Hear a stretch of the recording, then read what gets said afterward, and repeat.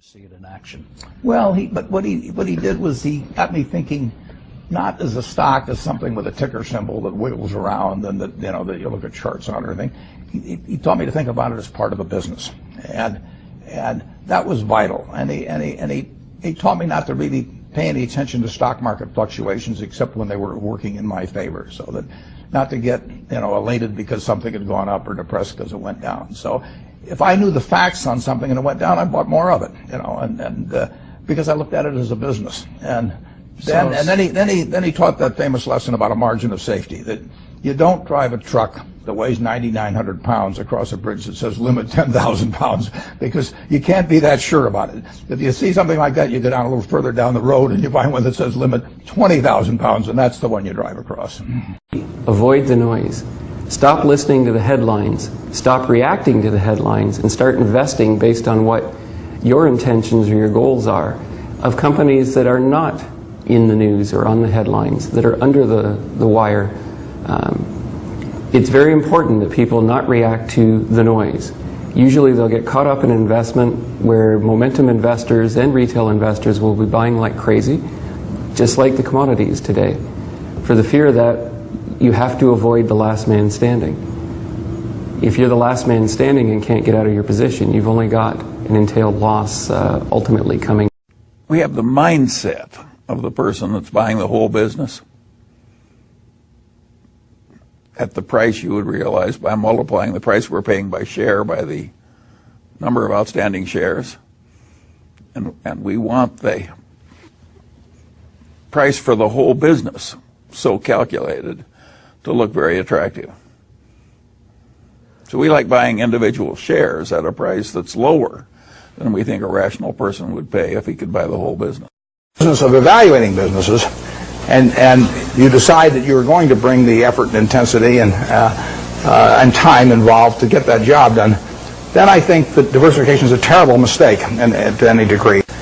And I've got a dual answer to that. If you are not a professional investor, if your goal is not to manage money in such a way as to get a significantly better return than the world, then I believe in extreme diversification. I mean, so I believe 98 or 99%, maybe more than 99% of people who invest should extensively diversify. But is there a better way to do it? If there's a better way to do it, I don't know it.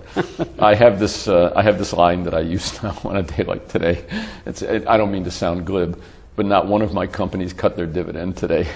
So that's a positive, right? People look at the market in too closely. That's the trouble, and people never stay around for the good gains, and it's hard. I don't know. There's no formula. It's just hard work. You want to own great companies and try to buy them during either daily or weekly or monthly weakness, and you hope you're not overpaying, and you have to be willing to trim if they go way above what you think is fair value. But the important thing to do is think about how you preserve that moat around the essential parts of your business.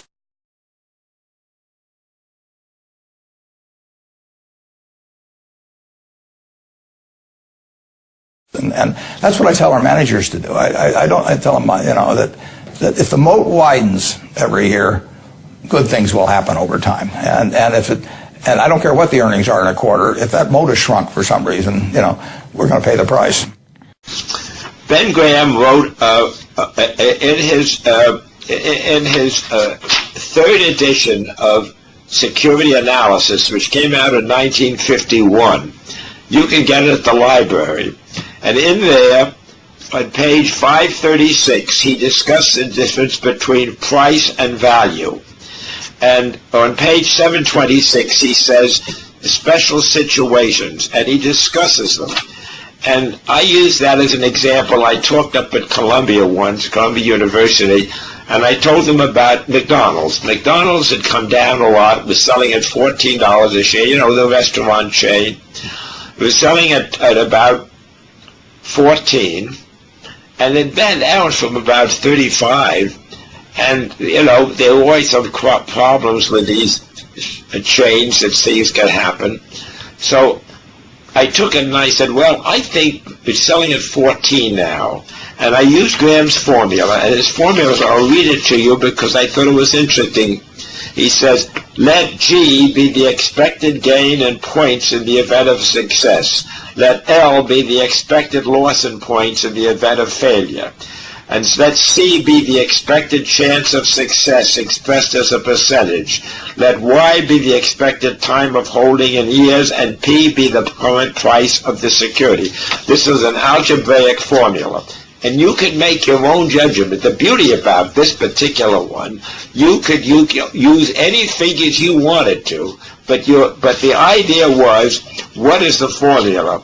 And what you do is you use in this case, I think McDonald's is worth 22, selling at 14. So you're going to make, if you buy it at 14 and then sell it at 22, you've made 8 points.